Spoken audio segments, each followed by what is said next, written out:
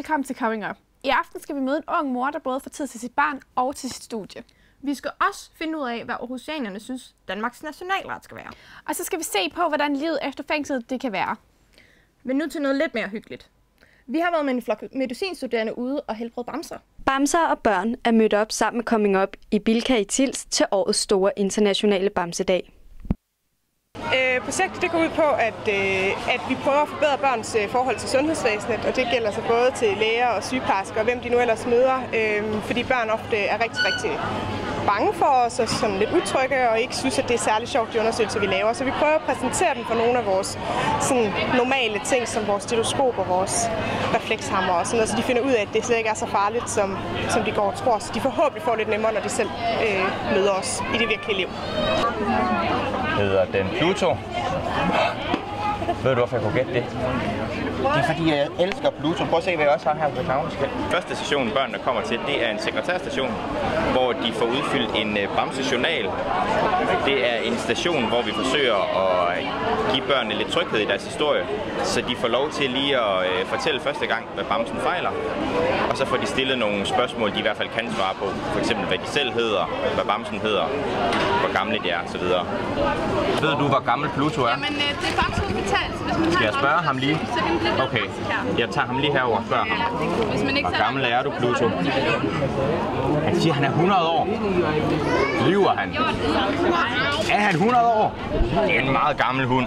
Så skal du starte med at lægge Pluto heroppe på. Kan du hjælpe mig med det? Op på pladen her.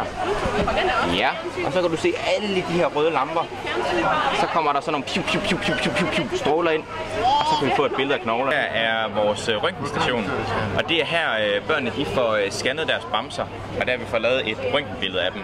Det her, hvor vi snakker om sådan noget som knogler og hvad der er inde i bamser og sådan noget. Vi forsøger ligesom at gøre dem lidt trygge ved de her store maskiner. Vi har forsøgt at lave en CT-scanner i bamsestørrelse, hvor bamserne kan køre ind igennem, og der er lidt lys i og sådan lidt. Men den larmer selvfølgelig ikke ligesom en rigtig scanner. Så får de sådan et røntgenbillede, vi har lavet, hvor de så kan få lov at snakke lidt om, hvad der er inde i bamsen. Hvad der er knogler, og man kan se tarme, og man kan se øjne og ører, og næse og mund osv. Så tegner vi som regel alle skaderne på. Og det er så det, de tager videre, og det er det, der kommer til at danne udgangspunktet for det, man snakker om over ved bamselægen. Hvad fejlede din bamse i dag? Hvad var det, den fejlede? Hvad havde den tabt? Den har tabt noget. Hvad var det, den havde tabt? Den havde tabt hjertet. Tror du, det vil ændre deres syn på at gå til lægen, når de nu har været her i dag sammen med deres bamser? Altså, jo flere gange man bliver præsenteret for folk i kitler, jo mere tryg tror jeg, man bliver ved det. Så jeg tror, det har en betydning. Det her er vores bamselægestation, hvor bamserne de for alvor bliver behandlet. Det er ligesom den rigtige lægeinteraktion. Det her, der bliver brugt stetoskoper rigtig meget. Det her, der bliver vaccineret. Det her, der bliver givet medicin. Vi kan operere. Vi har masker og handsker osv. Vi har tungespatler, og vi har alt muligt spændende. Man kan sige, det er det her, der bliver brugt mest tid, og det er også her, børnene kan få lov til ligesom selv at røre ved mange af tingene. Det har vi fundet ud af, det er det, der hjælper rigtig godt. Det er det, børn bliver rigtig trygge ved. At få lov til at have haft forbinding i hånden og have haft sprøjter og få lov at se både store og små sprøjter, så måske når de engang skal vaccineres, så er de i hvert fald ikke så utrygge ved selve sprøjten.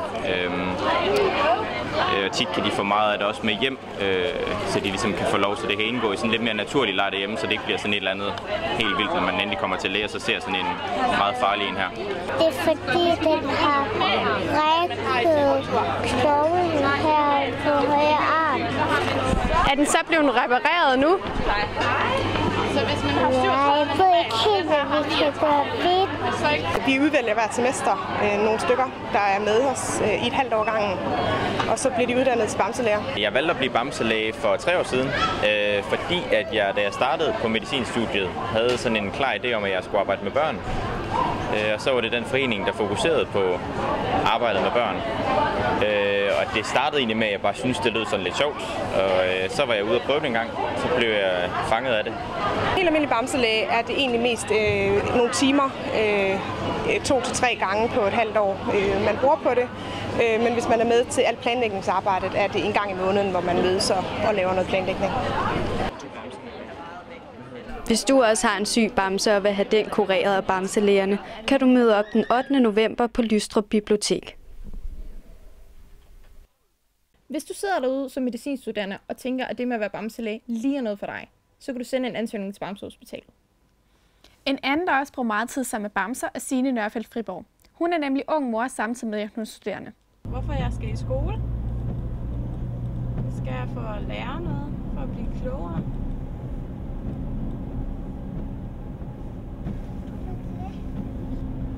Så kan jeg tjene penge. Måske. Det er tirsdag morgen, og Signe Nørfeldt Friborg er i gang med at gøre sig klar til at tage i skole. Men først skal hun aflevere sin søn Sigurd i børnehaven. Nej, Sigurd.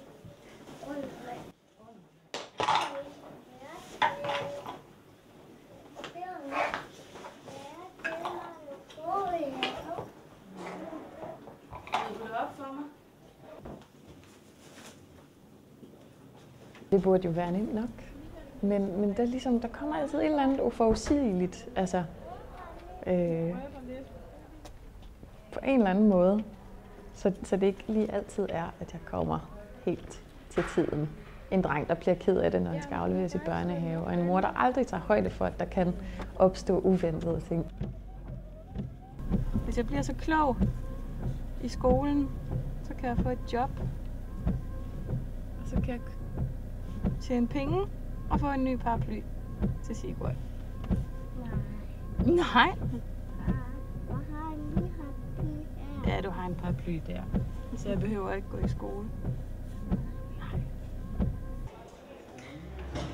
I 2013 blev der ifølge Danmarks Statistik født 3.285 børn af mødre i alderen 13 til 22 år.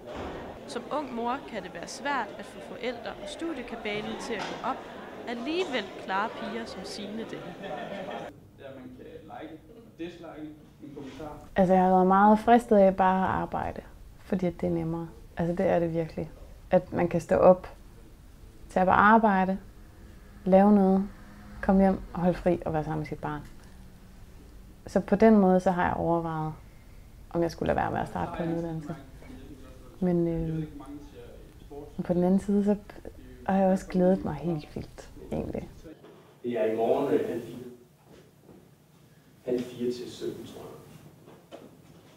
Men der kommer en slide med den her til sidst. Det kan være lidt problematisk at møde op til for eksempel nu her, hvor der er et lecture i morgen 3:30. Og jeg skal jo gerne hente min søn i børnehaven 3:00. Så der er bare nogle ting, jeg ikke kan være med til, og det forstår lærerne godt. De har jo som regel børn, lærerne. Men det kan godt gøre mig lidt ked af, at det ikke bliver planlagt mere, efter at der altså også er folk med børn på universiteterne. Lige nu der er jeg sådan lidt trist over, at jeg er lidt halv mor, halv studerende. Når jeg er henne på min uddannelsesinstitution, så er mine tanker henne på Sigurd. Og når jeg er sammen med Sigurd, så er mine tanker henne på uddannelsen. Og hvad jeg ikke får lavet. Men han sidder lige med min computer og ser Eventyrtid, så jeg kan ikke læse mine lektier. Og ja. Hos Studentervejledningen på Aarhus Universitet bliver de nogle gange opsøgt af studerende, der har spørgsmål omkring kombinationen af moderskab og studieliv. Mit indtryk er faktisk, at de er ret selvkørende, de er ret gode til selv at sætte struktur på. Måske ikke i starten, men sådan hen ad vejen, så tit bliver de faktisk meget mere struktureret måske end almindelige studerende, fordi de bliver nødt til at være struktureret, fordi de har de her børn. Jeg har haft en, som faktisk var lidt bange for at starte på studiet, fordi at det er jo ikke så normalt at være mor samtidig med at starte på studiet. Det er i hvert fald ikke de fleste, der er det. Men der beroliger folk, fordi det kan man sagtens. I 2013 var der i Danmark 35.693 kvinder på 22 år. 3% af dem var mødre. Det vil sige, at har man en gruppe på 33 kvinder, er en af dem mor.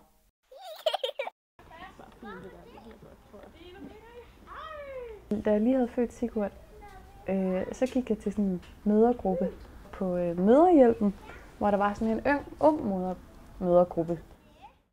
Igennem Møderhjælpen tog 395 unge forældre sidste år imod et tilbud, der blandt andet skulle hjælpe dem med at gennemføre en videregående uddannelse. En af dem, der stod bag tilbuddet, er socialrådgiver Annette Storgård. Hun siger: De unge er typisk optaget af, hvordan det økonomisk skal hænge sammen, når de skal på SU, og om de vil have tid til at læse lektier, når de samtidig har et lille barn. Det er vigtigt af flere årsager, at de unge forældre får en uddannelse. Både i forhold til deres opfattelse af dem selv, og i forhold til, at de føler, at de bidrager til samfundet. Det er ligesom om, at det her system det er ikke indrettet til mig. Altså mine muligheder er ekstremt begrænsede. Tænk, hvis der var en vuggestue eller en børnehave tilknyttet til universitetet. Det kunne være så fint.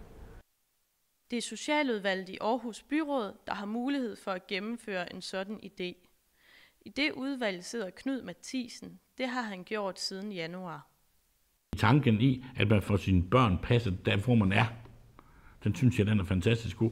Når jeg ser om morgenen, at folk de kommer på cykel, og drønen med 1 eller 2 barn på en cykel, de skal skynde sig at have dem hen og passet, inden de skal på arbejde. Det synes jeg ikke er spændende at se på. Det skal være den første indrømme. Det ville da være langt bedre, hvis den unge mor kunne tage sine børn med hen på sit job, på sit uddannelsessted og få sine børn passet.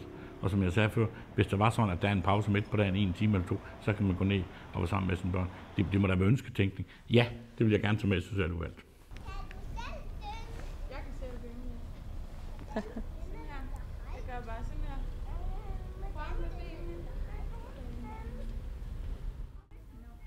Selvom Signe godt kunne tænke sig ændringer på studiet, var hun fra start af fast besluttet på, at jobbet som mor ikke skulle forhindre hende i at tage en uddannelse. Jeg kan huske, at jeg fik Andreas til at love, at han nok skulle hjælpe, fordi at jeg skulle altså studere. Mens Signe fokuserer på barns studie, så fokuserer danskerne lige nu på, hvilken ret der skal være Danmarks nationalret.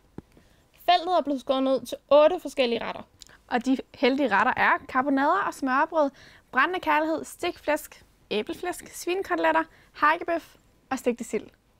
Coming Up har været på gaden for at finde ud af, hvilken nationalret, der tager føringen i Smilesby.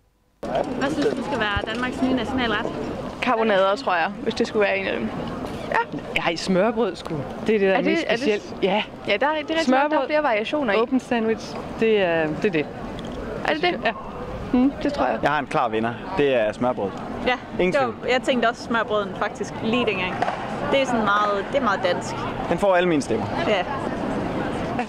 Og det er noget, vi alle sammen spiser i hvert fald 1 gang om året. Ja. Til julefrokost. Jeg synes også, det er meget fint, der sådan, kan være variation i det, ikke? At det ikke bare og selv dem, der ikke bare er til svin. Altså meget svin, ikke? Fordi det andet, det er jo svineretter. Ja. Smørbrød. Jeg tror, det skal være stikflæsk og persillesovs. Hvorfor? Det er en god gammel klassiker, og alle kan jo nærmest lide det, når de får lov at spise det. Ja, ellers hvad var der var mere? Der var karbonader. Ja, og så kærlighed. Stikflæsk tænkte jeg også lidt på. Det kunne også godt være lidt som nationalret, men der er også forskel, når man siger nationalret, eller hvad man allerbedst kan lide. Ja, det er rigtigt. Godt nok nogle gammeldags retter. Ja, altså, så jeg tror, kan jeg nævne halvdelen, jeg har fået, eller sådan noget? Dem, vi kender hjemme fra mormor, det er karbonader. Ja, og æbleflæsk. Ja, æbleflæsk, det er sgu for specielt. Karbonade, tror jeg. Ja, det skal være noget med svin, ikke? Hvis det skal være rigtigt. Noget, alle danskere kan forholde sig til. Altså, jeg tænker stegt flæsk. Det er det, der ringer. Det er den første klokke, der ringer. Det er skide godt på grill. Nu kommer de bare til at tænke ja, persillesovsen skal laves helt, som mormor nu kan lave den. Opbagt og det hele. Det får man op på Rådhuscaféen, og det er bare sådan, det er bare indbegrebet af den danske folkeret. Jeg synes, det skal være hakkebøf med kartofler og brun sovs. Hvorfor synes du, at det er udpræget dansk? Og så blød løg til selvfølgelig. Men jo, det er fordi, jeg synes, det smager rigtig godt, og det er mange steder, man kan få det. Må jeg prøve at se den igen? Ja. Nationalret. Så vil jeg nok sige brændende kærlighed som nationalret. Min yndlings smørbrød. Brændende kærlighed, det er lækkert. Det lyder da også godt. Jamen, det er rigtigt. Ja. Brændende kærlighed. Ja, det skal være brændende kærlighed. I tænker typisk dans, når I tænker brændende kærlighed? Ja. Nej, jeg tænker mere smørbrød, det gør jeg. Men brændende kærlighed er... Måske hvis man kan lave en kombination af det. Ja. Med noget. Ja, et nyt forslag til... Det kan godt være nummer 9 derpå. Hvad synes du? Karbonade, det er altid dejligt, og det er altid dejligt at få, når man kommer hjem. Når moren siger, at vi skal have karbonader, så det er altid dejligt nok. Det er det, jeg vil sige i hvert fald. Så det er fordi mor laver det, at det er ultimativt dansk? Altså, mors mad er altid bedst, og det er meget dansk, synes jeg. Hvis du er sikker på, hvad Danmarks nationalret skal være, så kan du gå ind og stemme indtil den 16. november, og vinderen bliver kåret den 20. november. Har du også lagt mærke til, at der er sket nogle forandringer i Mølleparken det seneste halve år? Ja, jeg har godt lagt mærke til, at der er kommet nogle flere aktiviteter. Ja, for nu kan man nemlig både spille basket og bordtennis, og der er endda plads til at skate i Mølleparken. Men meningen bag ombygningen af Mølleparken er jo også at tiltrække både børn og unge. Basketballbaner, parkourområde og arealer til streetdans er blot nogle af de aktiviteter, man ønsker at tilføre Mølleparken, som ligger i Aarhus Midtby. I dag er parken ikke altid lige indbydende, men målet er at gøre den mere attraktiv for især byens børn og unge. Man kan sige, at vi bygger det her jo op som et streetmiljø. Styrede aktiviteter, som vi kan tilbyde til skoler, og som vi kan annoncere på Facebook, at nu er der den og den aktivitet, og så kan folk komme. Børn og unge får et sted, hvor de trygt kan komme og blive udfordret og stimuleret, som er rigtig, rigtig vigtigt i børns udvikling. Et vigtigt element i fremtidsplanerne er det såkaldte akademi. Akademiet skal være et sted, hvor børn og unge kan komme og lære om vindermentalitet og holdånd fra blandt andet elitesportsudøvere. Når man bruger top professionelle spillere som lærer, rollemodeller, så er det meget autentisk. Og de kan jo om nogen fortælle om vinderkultur, om hvordan man rykker som et hold, som et team, og hvordan man når mål. Mølleparkens gæster er positive over for forslaget om en mere aktiv park. Og selvom det ikke er alle, der vil trække i sportstøjet, er der enighed om, at ændringer vil være velkomne. Det kunne være meget hyggeligt, sådan noget at se på, men det kræver også, at folk kommer og benytter tingene. Det synes jeg er en virkelig fed idé, fordi det vil også tiltrække nogle flere unge, og der vil komme lidt mere aktiviteter. Så næste gang du og dine venner mangler et sted at hænge ud her i Aarhus, så kom forbi Mølleparken. Nu skal vi til noget lidt mere alvorligt. Vi skal møde den tidligere indsatte Bo Høsted, som fortæller om livet efter fængsel. Bag tremmerne drømmer man om friheden. Hvert år bliver drømmen til virkelighed for mere end 8.000 indsatte. Men ender straffen her? For at holde sig uden for muren, skal man blive en del af samfundet igen. Det kan ske gennem et arbejde, men med en plet på straffeattesten kan det være en umulig opgave. Bo Høsted er en af dem, der har fået et arbejde efter en afsonet fængselsdom. Efter talrige forsøg fik Bo arbejde i en pladebutik i Aarhus. Et job, der giver ham mere end bare penge på kontoen. Jamen, arbejde betyder alt. Det er så vigtigt med arbejde i dag, fordi det er jo hele ens eksistens. Det er jo hele ens renommé. Det er alt med en. Jeg passer mit arbejde. Og der er andet i mig, end bare, at jeg har lavet den dumhed. Ikke? Så det betyder jo alt. Fordi det betyder jo også, at den næste, jeg måske går hen til at søge job, kan se, okay, men han er jo ikke farlig, ham der. Flere internationale undersøgelser viser, at et arbejde forhindrer tidligere straffet i at vende tilbage til den kriminelle løbebane. Det understreger kriminolog Annette Storgård. Man får et liv igennem sit job. Man får nogle kolleger, man får en hverdag, man får noget at stå op til.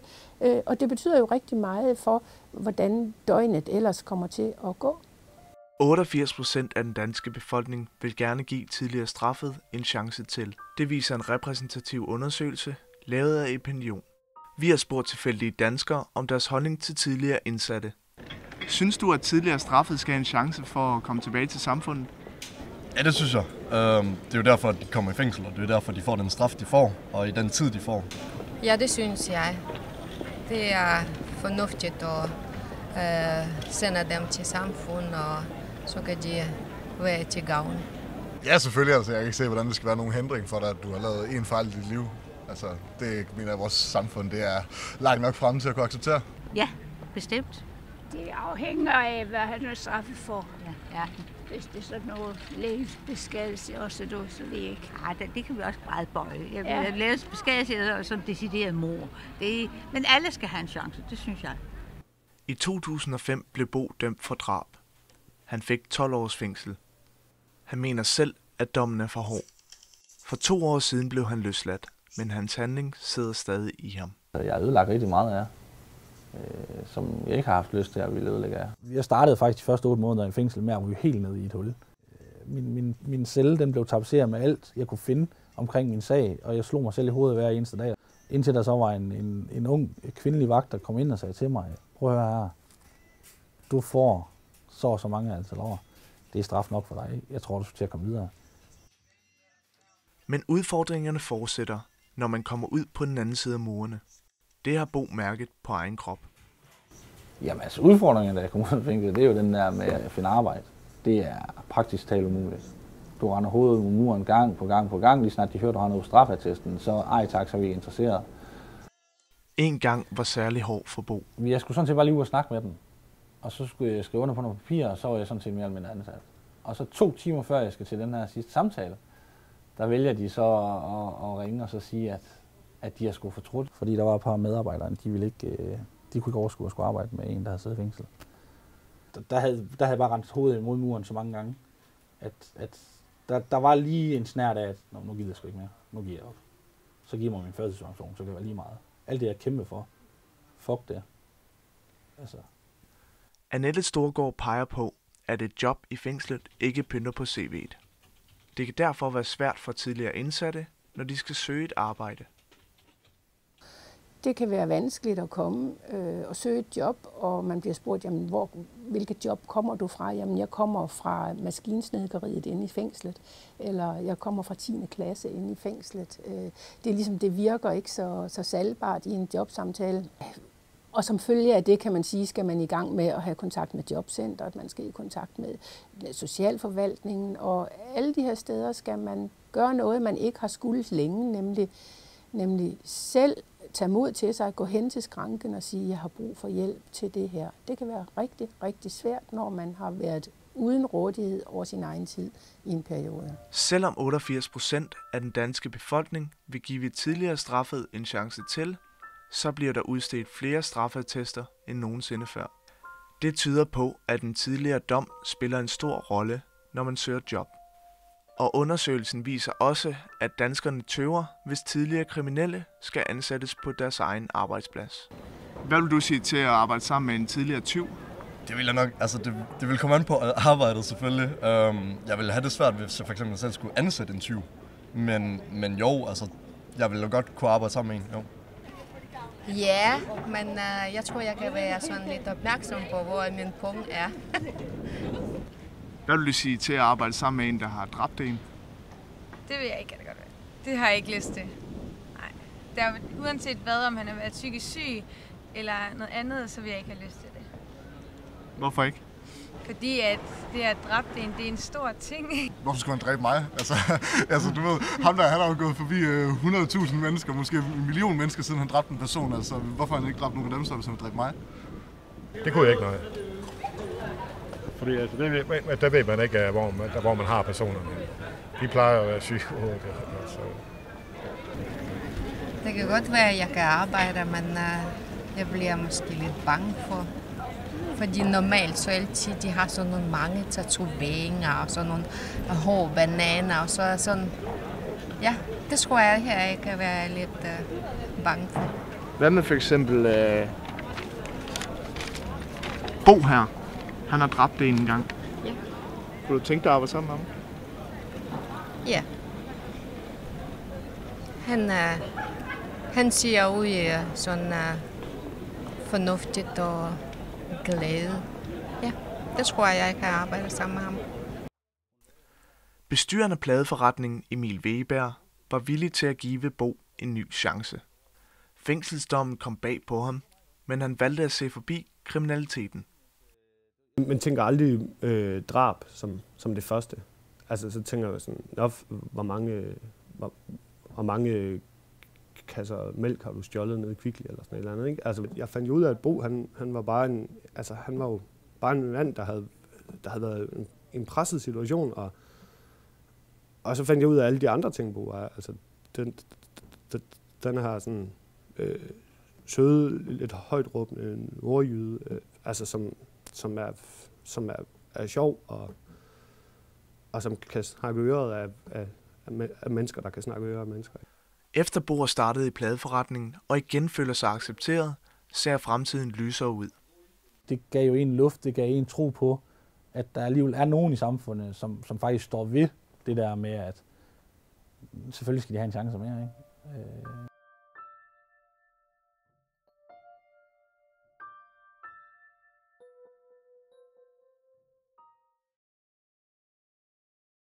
Vi ønsker Bo al held og lykke i fremtiden. Og nu til nogle andres livshistorier. Vi er nemlig taget med Magnus Madsen til Story Slam konkurrence, hvor han etablerer et forhold til sit publikum gennem sjove og spændende historier. Magnus Madsen gennem Story. Jeg skal berette et eller andet fra mit ellers så røvsyge liv, og håber at kunne gøre det på en eller anden fornuftig måde, så det er underholdende. Jeg kan godt lide at fortælle historier, og så er der faktisk et teater i Aarhus Midtby, der vil stille en scene til rådighed, til at jeg kan stå og bare sludre om mit liv. Det er genialt. Det er sgu meget fint. Det er første gang Magnus deltager i Story Slam. Og selvom han i sin fritid både spiller musik og teater, så regner den unge historiefortæller alligevel med, at nerverne nok skal komme snigende, når han skal på scenen. Ej, det håber jeg. Ellers så skulle jeg da skamme mig. Nervøsitet er en god ting, men panikangst og frygt er sådan ikke så fordrende for noget som helst. Så jeg håber, at jeg på en eller anden måde kan etablere et forhold med publikum hurtigst muligt, så jeg tør at fortælle jer historier, for det er fremragende historier. Der kommer sgu da ret mange mennesker. Er det klar? Det er irriterende. Er I klar til Story Slam? Og velkommen til den første deltager, som er Magnus Madsen.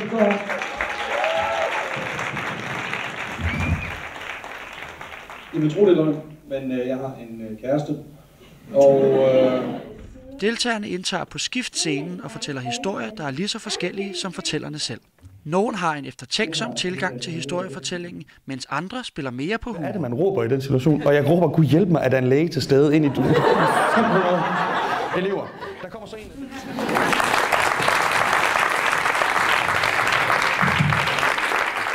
Efter 2 runder med historier om parforhold, taxachauffører og en dramatisk lægedimension, skal publikum stemme sig vej frem til aftenens bedste fortæller. Og Magnus' præstationer falder i god jord hos det store dommerpanel. Jeg synes, jeg klarede det rigtig godt, fordi det der med, at han havde humor, det var helt fedt, og man kunne mærke, at han hvilede i sig selv. Altså, han ligger sådan lidt på grænsen mellem stand-up og så storytelling, ikke også? Men jeg synes, den holder hele vejen hjem. En rigtig god publikumsappel. Han har jo nogle funny bones, men så synes jeg også, at historien er måske rummet mere end bare, at det var en punchline eller et eller andet. Giv en stor hånd til aftenens vinder, Magnus Madsen. Afgørelsen falder, og Magnus kan tilfreds se frem mod Grand Slam-finalen i december. Tak. Det er meget overraskende. En sejr i sit første Story Slam var bestemt ikke noget, han havde regnet med. Det ved Gud, jeg ikke havde, og heller ikke under konkurrencen. Fordi jeg har aldrig prøvet det før. Jeg har ikke engang set det som publikum før. Jeg har ikke engang været så klog lige at google det hjemmefra. Altså, jeg har jo ikke på noget tidspunkt tænkt, at det her det skulle være mere end 2 gange 5 minutter. Så nu er det så 2 gange 5 minutter mere. Hvis I gerne vil se Magnus optræde til Grand Slam-finalen, så foregår det den 9. december på Teater Katapult i Aarhus Midtby. Det var alt, vi havde for i aften. Husk at følge os på Facebook, Instagram og Twitter. Tak fordi I så med. Vi ses næste onsdag.